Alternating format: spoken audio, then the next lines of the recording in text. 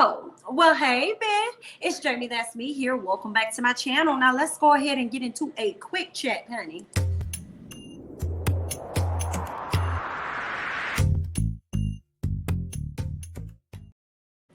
Y'all probably wondering, girl, why you got these ladies up here? Girl, nothing really. I'm just looking forward to Real Housewives of Potomac coming back. And I saw Robyn and Gizelle on Nightly Pop over there with, Nina Parker. I think Lonnie Love was guest co-starring on the show that night, as well as I believe his name is Hunter something. I'm so sorry, I can't remember the guy's name, but they were over there just pretty much talking about the latest teaser, the trailer of what's all going to be going on Real Housewives of Potomac. I know they asked what's her name, Gizelle, about her man Jamal. Of course, they're still not together. They broke up. Of course, she's blaming the pandemic and quarantine and everything for that. She said that they live in two different areas. I'm like, girl, you didn't realize that before?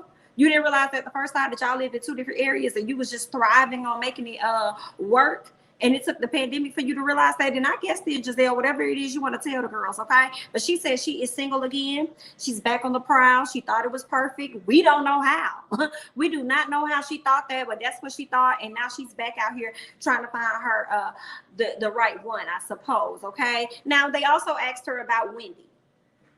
Y'all saw how she and Wendy got into it on the trailer, and they asked, why was Wendy all in your face, girl? And she was like, honey, Wendy ain't got nothing else going on in her life. Wendy ain't doing anything else. She not doing nothing else, so she ain't have nothing else to do but to be up in this pretty face. But I'm not gonna, I ain't gonna be mad at her, I ain't gonna be mad at her for getting all up in my face. It is what it is, she thought I said some stuff I didn't say, and we just gonna go ahead and let's see how everything plays out. I'm looking forward to seeing how everything is gonna play out between the friendship, Wendy and Miss Gizelle. I thought Gizelle just brought some allegations to the table, wanting her to talk about it, but it seems like she may have done more than that, honey. Who knows? It seemed like that's maybe what she had done, because she said that Wendy said she thought she had said some stuff that she really didn't say. Okay, now mind you, y'all know it was a blogger up here on YouTube that got blasted by Wendy. So I'm just kind of wondering how that pans out, how everything's gonna work out, knowing that that blogger allegedly was pretty much telling some lies about Wendy's husband. So did she think that Gizelle was the person telling the lies or something about her husband? So I'm just looking forward to seeing how everything is going to play out this season between the friendship of Wendy as well as Miss Gizelle. Okay, this is gonna be real interesting, okay, especially with them being sorority sisters and stuff, girl. I want to see if y'all gonna have a united front. What all is gonna happen over there? And y'all know Robyn ain't got a whole lot going on. She just over there minding her business for the most part. I didn't see in the trailer where Robyn will be in any mess, any big mess. And when is Robyn ever in big mess? Okay, she don't really be in the midst of a whole lot, but she was really just there so that she can help promote their podcast, which is called Reasonably Shady, I believe it is. So they're promoting the show as well as their podcast. So okay, girl, either way, honey, y'all, good luck. Okay, let's go ahead and move on. Okay, let's move on to talk about y'all good girl, Miss Falynn and the people. Okay, Miss Falynn and the people. Let me see if I have another image that I can pull up for you guys really quickly, and I may have to actually use the thumbnail whenever I do discuss it. But let's go ahead and talk about Falynn and her man Simon and Miss Portia. Now, what we have learned is that B. Scott dropped on his latest podcast some type of exclusive, alleging that it probably could have been a third-party situation. Listen, y'all, I'm not going to chime into it too much. I'm going to let y'all listen to what B. Scott had to say. Y'all go ahead and get into this video, honey. So, yeah, I mean, before we can even process that, I have some exclusive information. So drop the exclusive. A B. Scott exclusive! I know, that's right. So this is what I've been hearing. And I don't think I mentioned on the last show or previous episodes, but what I've been hearing from a reliable source is that they were constantly looking for a third person. And so that's what was common for them. Like, I think they were, looking for a third person. I'm pretty sure that is like somewhere along the lines of swinging. And I also just find it, very interesting now, knowing this information that we know and the back and forth that's been transpiring since Falynn did her interview. Simon came out and provided what he called was, receipts of her cheating on him with this guy that, from my understanding, has been a lifelong friend. Y'all heard that? Okay. Now this is what B. Scott is saying. He knows from his source, okay? A very close source. All right. So this is what he's saying, but I will say this, I won't put it past them. This was already a theory that was already put out there that a lot of people were wondering. I know somebody had brought it to me like, do you think this could have possibly happened? And I'm like, I'm wondering. I don't know. It could have been like, that could have been the case. Anything is possible, right? Hell, it's possible that she done hooked up with this man, this woman's husband, and we ain't know, I ain't see that coming. So if that's possible, girl, anything is possible at this point. So if he's saying it, B. Scott is known to have a lot of stories that are accurate and on the money. So this one could possibly not be too far-fetched, okay? This could be very, very true. Child, this a mess. Did she know about it? And then you know what else they made me think about? Y'all know when Falynn did her interview, she said a lot of things that she didn't really like that Simon liked. She was like, oh, I don't really like to fly. I don't really like a lot of, high-end clothing, and I don't really like to shop. All the stuff that Portia loves and that Simon also likes. So it makes me wonder if this was indeed true and this was the case. So was it something that Falynn didn't necessarily like, but she went along with it to make Simon happy, only for Simon to continue to make himself happy and end up in this relationship with Miss Portia and now engaged? Honey, gotta be more careful. Y'all gotta be more careful. If this is indeed true, you gotta be careful who you over there snatch it up and bringing it to your household and bringing it to your relationship, honey.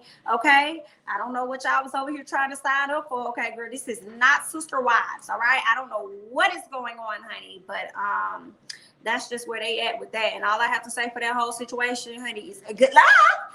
Okay? I don't want no parts of that. And I guess Falynn no longer did either.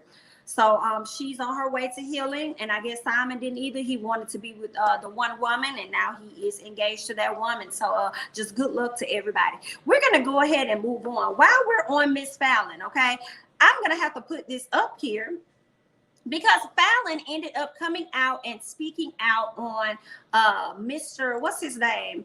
Michael Costello. Give me 1 second while I pull up some images and stuff from Miss Falynn. She had some things that she wanted to say to this man. And I, too, want to be able to share with you guys exactly what it is that she said, because basically she was speaking on the situation with Liana Lewis, right? So y'all know how Liana had some issues with him, with Michael Costello back in 2014, I think she said it was it 2014?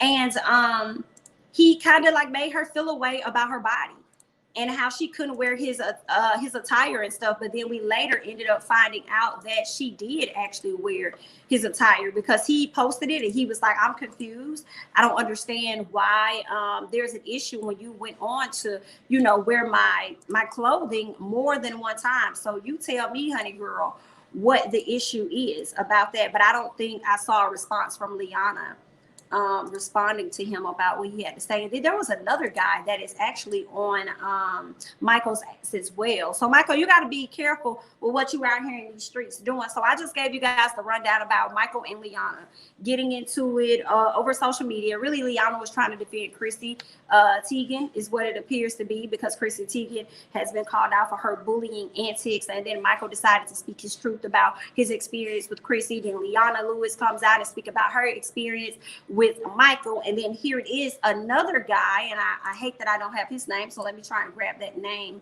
for you guys so you'll know exactly who it is that I am referring to.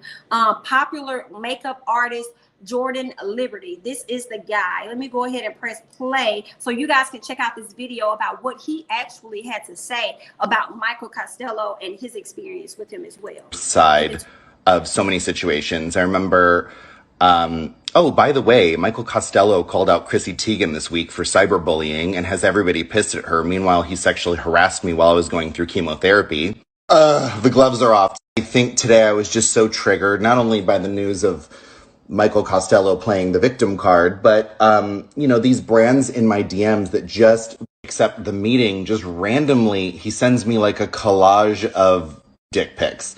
Not like one, like a pic stitch of like a bunch of different angles. And I'm like, is this guy for real? I'm no prude, but can we just normalize, like, if people send you pictures like that without your consent, that should be considered a form of harassment or assault in and of itself, because ain't nobody trying to see that. So I didn't know what to say, and I felt immediately very uncomfortable. And y'all heard that.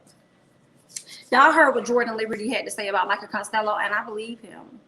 For some reason, I believe him. I feel like that's not too far-fetched. You know, when people get a little bit of power and they get a little bit of status and they're, you know, rising in the ranks, they feel like they can operate with you and move how they want to move, as if, you know what I'm saying, you ain't finna do that to them, and that as if you want that type of attention, as if you want them just as much as they want you type thing. You know what I'm saying? So I would not put it past him at all. Jordan has come out and spoke his piece, but I have not seen anything of Michael Costello actually responding back to Jordan. So I'm like, yeah, must be true, honey. But somebody else that decided to get on his arse. So let's go ahead and get into it, because we spoke about her earlier, which is Miss Falynn. Okay, Miss Falynn says this, honey. Let me go ahead and pull it up to where I can actually read it. She says, what's unfortunate about this story is I had this same experience with Michael Costello, except as a model. And because of this traumatic experience, unfortunately, it was the end of my pursuit to become a fashion model.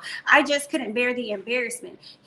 His team made me feel very uncomfortable and inadequate. Okay. She goes on to say, let me put this up here so you guys can see where I'm at with it. Okay. She says, I was 23 years old living in LA with not much but a dream. I went to audition for Michael Costello's LA Fashion Week, where he complimented me on my body and my runway walk. I was ecstatic. I received an email with a list of underwear to purchase and instructions for the show. I'm thinking to myself, I'm 5'6" and I have been chosen to walk, which I never thought would happen for me. When I arrived, I had my Victoria's Secret bag in hand with the underwear we were instructed to bring, and was told to wait in line for makeup. Okay. She also goes on to say, I see Michael and his sister talking in a corner and looking at me with this look on their faces as if I were the scum of the earth. Then in front of all of the models and his team, they come over to me to say, someone was supposed to call you. We don't need you for the show and have nothing for you to wear. All of the models gasped and covered their faces. I was embarrassed and ashamed. I ran outside and cried for 2 hours. I never auditioned to model again. It pains me to hear that Leona Lewis experienced such trauma. I pray this was a learning opportunity for Michael and his team. Okay. Let me tell y'all, Miss Falynn came out and spoke her piece, and it seems like she's going to be continuing to speak out, okay? As she came to the defense of Leona Lewis, honey. So I believe this is crazy, but after I saw that post, and I don't have it here currently, but when I saw that post of previously seeing Michael Costello refer to somebody as a dumb Nigger, I believe what these people have to say too. And the way this boy Jordan Liberty was on his live just casually talking about something, and then he popped on and said, just out of nowhere, just started continuing to talk, say, oh yeah, the issue with Michael Costello trying to call out Chrissy Teigen, I have a terrible experience as well. So I just felt like he was genuine and honest in what he was saying.